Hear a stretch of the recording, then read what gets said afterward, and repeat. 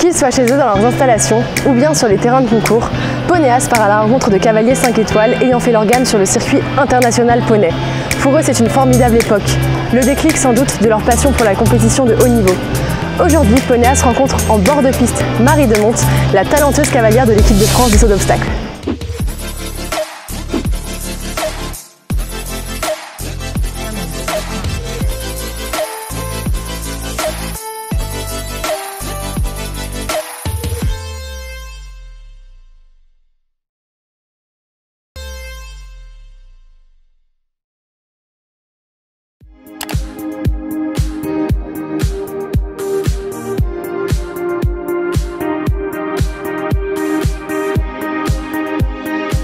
Récente gagnante de la finale des 7 ans à Fontainebleau, Marie Demonte tourne aussi sur le circuit international jusqu'en 5 étoiles.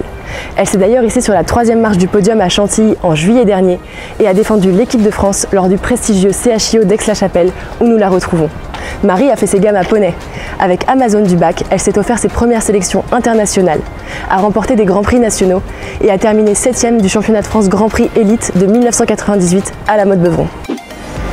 Bonjour. Bonjour Marie, merci beaucoup de prendre le temps de répondre à nos questions ici à Aix-la-Chapelle. Vous êtes issue d'une famille passionnée par les chevaux. Votre mère est même éleveuse. Il paraît que le jour de votre baptême, vous avez reçu un petit Welsh en cadeau. Est-ce que vous pouvez nous en dire un peu plus sur votre histoire, comment vous avez commencé à monter à cheval? Donc depuis toute petite, il y avait des chevaux à la maison et j'ai eu ma première ponette pour mon baptême.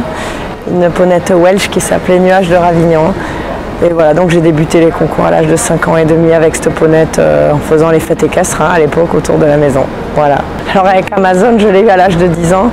C'était une ponette remplie de sang, vraiment assez difficile puisqu'on l'avait eu parce qu'elle sautait la liste de pistes avec ses anciens cavaliers. C'était une super ponette compétitrice et voilà, qui aimait gagner.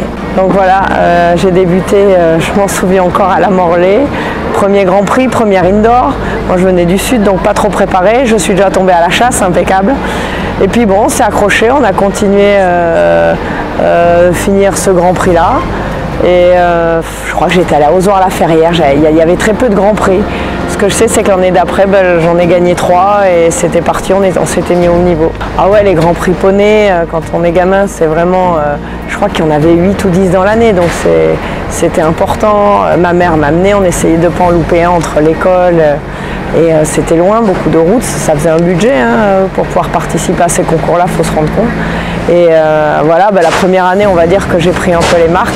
Et la deuxième année, on essayait vraiment de gagner, on visait toujours un peu les championnats d'Europe, bien sûr. Alors à l'époque, il y avait très peu de grands prix, donc toutes les personnes étaient toujours sur les mêmes. C'est un peu la tournée du Grand National maintenant qu'on est à cheval.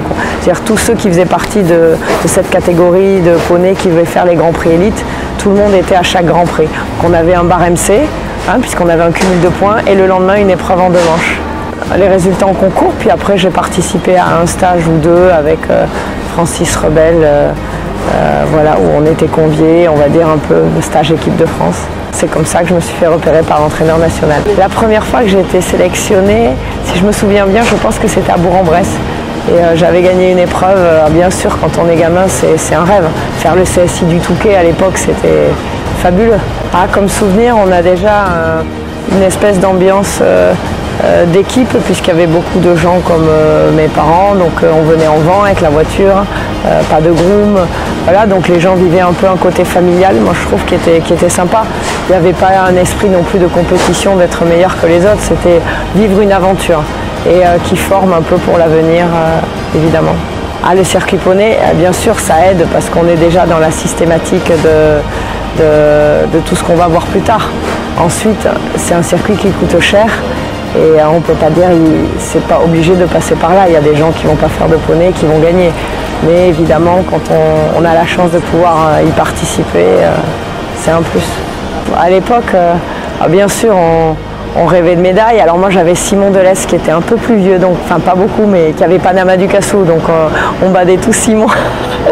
C'est marrant maintenant, avec le recul. Voilà, après dans les cavaliers, Marie Pellegrin aussi, qui elle déjà montait en junior jeune cavalier avec Si Joli. C'était des jeunes qu'on admirait, qui sortaient des poneys et qui passaient le cap à cheval, on va dire. Donc ils nous faisaient un peu rêver. Après, comme grand cavalier, moi j'ai toujours été fan d'Éric Navet. voilà, la classe. Alors j'ai toujours eu un rêve. J'avais à l'époque 5 ans et demi et en pleine nuit, Pierre Durand a été sacré champion olympique en 88. Et j'étais devant la télé avec ma mère qui m'a réveillée, j'étais très passionnée. Et là je lui ai dit c'est ce que je veux faire, je veux aller aux Jeux Olympiques. Donc voilà, le rêve a commencé là. Alors si j'avais un conseil à donner, courage, lâchez rien, courage et continuez. Voilà, il faut vraiment s'entourer de bonnes personnes bienveillantes et bien monter à cheval, c'est ce qui prime. Merci beaucoup Marie d'avoir pris le temps de répondre à toutes nos questions. L'interview touche déjà bientôt à sa fin, merci de nous avoir suivis, on espère que ça vous a plu. À bientôt sur Ponias. Au revoir. Au revoir.